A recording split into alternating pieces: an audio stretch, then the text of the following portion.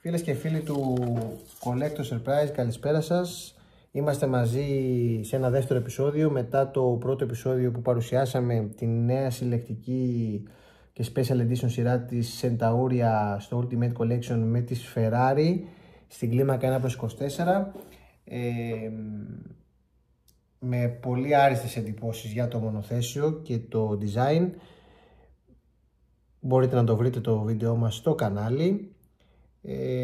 Σήμερα λοιπόν θα ξεκινήσουμε το ταξίδι μας με την κανονική συλλογή της Centauria σε κλίμακα 1/43. Μπορώ να πω ότι έχοντας πάρει όλα τα μονοθέσια, αν δεν κάνω λάθος 21 τον αριθμό, έχω μείνει απόλυτα ικανοποιημένος από την λεπτομέρεια, την ποιότητα, βάσει και των χρημάτων που κοστίζει κάθε μονοθέσιο. Θα ξεκινήσω λοιπόν όχι με τη σειρά που έχουν βγει τα μονοθέσια στη συλλογή, αλλά με δική μου σειρά, και δεν θα μπορούσα να μην ξεκινήσω από το αγαπημένο μου μονοθέσιο και το αγαπημένο μου οδηγό, τον Μίκα Χάκινεν, που οδηγούσε το 1999 τη McLaren MP4 14, την οποία βλέπετε και εδώ. Θα την κάνουμε στην ουσία unboxing στη συνέχεια. Ένα ίσως από τα καλύτερα μονοθέσια που έχουν βγει στη Φόρμουλα 1, με μεγάλες κόντρες με τη Ferrari.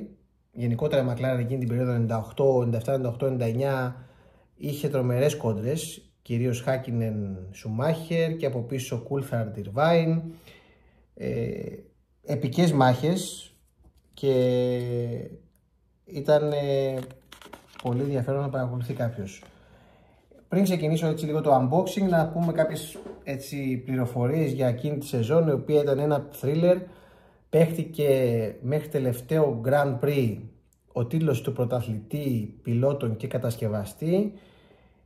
Ο Σουμάχερ είχε ένα τραυματισμό, έχασε αρκετά Grand Prix, οπότε έμεινε πίσω στην κούρσα και εκμεταλλεύτηκε αυτό το γεγονός ο Irvine, ο οποίος ήταν εξαιρετικός.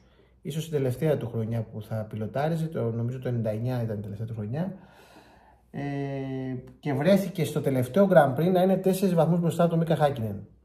Παρόλα αυτά και με το Σουμάχερ να κάνει πολύ κακό Grand Prix και στην pole position τον πέρασε ο Χάκινεν, ο Irvine έμεινε τρίτος, ο Σουμάχερ δεύτερος και ο Χάκινεν διατήρησε την πρωτοπορία σε όλο το Grand Prix και στέφθηκε πρωταθλητής στους πιλότους.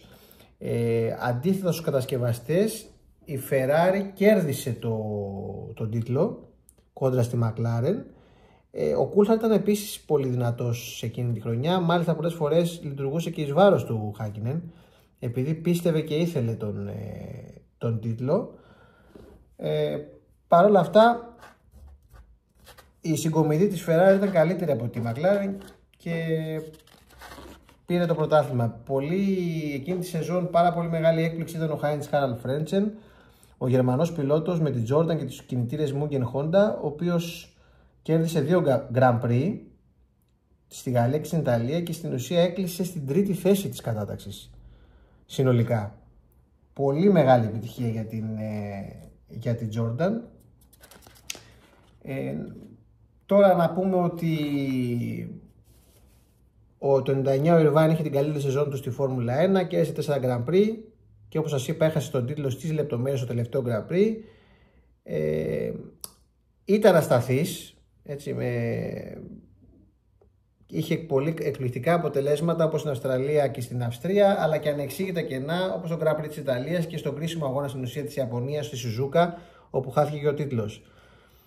Αποχώρησε στο τέλος της σεζόν μετά από 4 χρόνια στη Ferrari για να μετακομίσει στη Jaguar. Ο Χάκινεν στην ουσία ήταν το δεύτερο σερί πρωτάθλημα που κερδίζει. Είχε πάρει και το 98 το πρωτάθλημα στους πιλότους. Ήταν οι χρονιές του και ο Σουμάχερ γενικώς και η Ferrari παλεύανε συνεχώς για να πάρουν το τίτλο στους πιλότους, αλλά δεν τα καταφέρνανε. Να πούμε ότι εδώ η Centauria μας δίνει πάρα πολύ ωραία συμπληρωματικό ένθετο μαζί με το μοντελάκι, και φυσικά μας δίνει πέρα το τα επόμενα μονοθέσια που θα βγουν, μας ενημερώνει για το που μπορούμε να βρούμε παλαιότερα τεύχη, και φυσικά έχει πληροφορίες όπως βλέπετε εδώ στην ουσία για τον πιλότο, το Μίκα Χάκινεν, το μονοθέσιο που βλέπετε πόσο πιστή απεικόνηση υπάρχει. Θα το δούμε τώρα που θα κάνουμε και το unboxing. Και φυσικά πληροφορίες γενικότερα για την χρονιά εκείνη. Σημαντικές στιγμές. Εδώ είναι με τα κίτρινα της Jordan ο Χάιν Χαράλντ Φρέντσεν. Εδώ είναι το βάθρο στην ουσία στο Grand Prix της Βραζιλίας με Χάκινεν, Σουμάχερ και Φρέντσεν στην τριπλέτα. Γενικότερα πολύ ενδιαφέρουσες πληροφορίες. Πάμε τώρα σιγά σιγά να περάσουμε, και όσοι ενδιαφέρονται και για τα κράνη, γιατί έχει και μια αντίστοιχη σειρά η Σενταούρια και το κράνος του Μίκα Χάκινεν. Πάμε λοιπόν σιγά σιγά να περάσουμε στο unboxing του μοντέλου. Να πούμε ότι αυτό είναι το 13ο μοντέλο της σειράς. Κάνουμε λοιπόν ένα unboxing σιγά σιγά. Θέλω να πω ότι αυτή η συσκευασία εδώ που υπάρχει το περιτύλιγμα, το πλαστικό που είναι σαν βιτρινούλα, είναι εξαιρετική και βοηθάει πάρα πολύ, διότι μπορεί να μπει το ένα μονοθέσιο πάνω στο άλλο. Κάποια στιγμή θα δούμε και πώς στιβάζονται. Φυσικά κάποιοι που δεν θέλουν το πλαστικό, το οποίο βέβαια εγώ το συνιστώ γιατί κρατάει τη σκόνη και προστατεύει τα μονοθέσια. Όποιοι δεν θέλουν μπορούν πολύ απλά και εύκολα να το ανοίξουν. Έτσι. Και εδώ εμείς θα το ανοίγουμε πιο πολύ για να μπορέσετε να δείτε τα μονοθέσια. Άρα λοιπόν εδώ έχουμε τη McLaren MP4 14 του 99, Μίκα Χάκινεν οδηγός από το γαλλικό Grand Prix. Άρα λοιπόν αυτό το μονοθέσιο είναι από το γαλλικό Grand Prix, όπως βλέπετε. Και βλέπετε ότι είναι πιστή απεικόνηση. Είναι εξαιρετική η βαφή του. Αυτό που θα δούμε με την πάροδο των χρόνων είναι πώς μεταβάλλεται και το μήκος και τα χαρακτηριστικά των μονοθεσιών. Βλέπουμε λοιπόν ότι τα μονοθέσια που ήταν της δεκαετίας κοντά στο 2090 με 2000 είναι πολύ πιο μικρά σε μήκος από τα μονοθέσια που είναι στην ουσία από το 10 μέχρι το 17-18 και από το 18 μέχρι και σήμερα.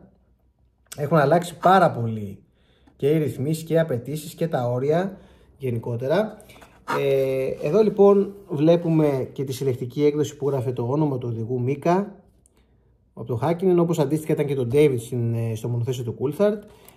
Βλέπουμε εδώ είναι η κλασική χορηγή που είχε η McLaren Mobile One τότε, νούμερο 1 φυσικά για το ότι είχε κατακτήσει το πρωτάθλημα την προηγούμενη σεζόν.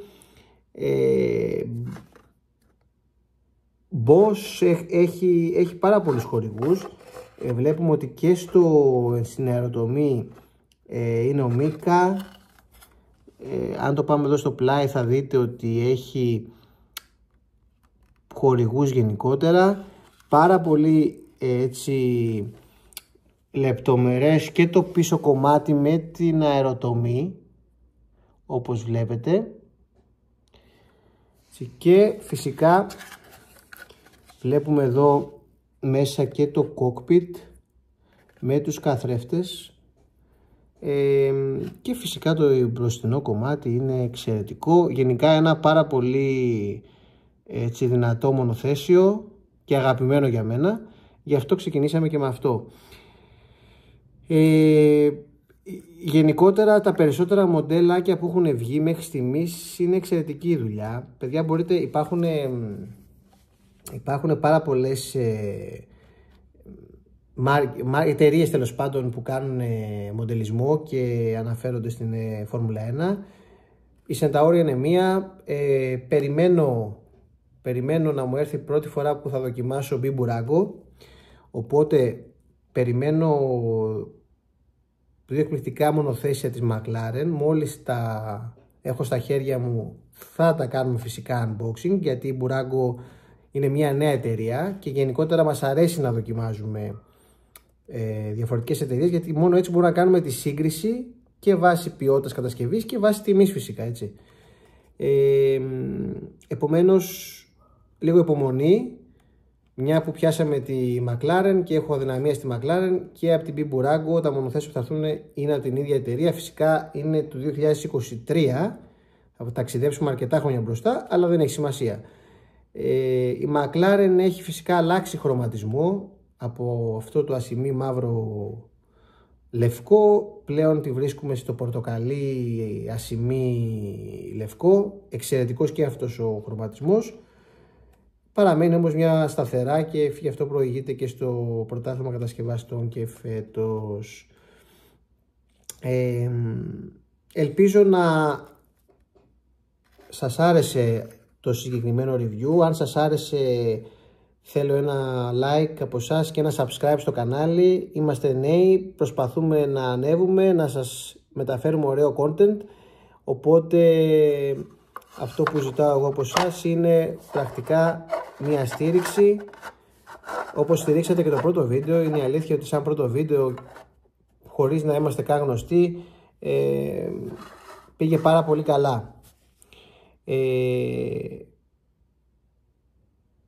Αυτά λοιπόν για την McLaren MP4 14. Περιμένω και τα σχόλιά σας από κάτω από το βίντεο, να συζητήσουμε ό,τι θέλετε, να μου πείτε εσείς τη χρονιά εκείνη με ποια ομάδα ήσασταν, με ποιον οδηγό υποστηρίζατε, και ίσως είναι και μια αφορμή να τρέξετε σε κάποια βιντεάκια στο YouTube εκείνη τη σεζόν, να δείτε τις φοβερές κόντες που γινόντουσαν. Ευχαριστώ πάρα πολύ για το χρόνο σας. Δίνουμε ραντεβού στο επόμενο unboxing. Θα σας το κρατήσω έκπληξη ποιο μονοθέσιο θα είναι. Μέχρι τότε καλά να περνάτε. Γεια χαρά.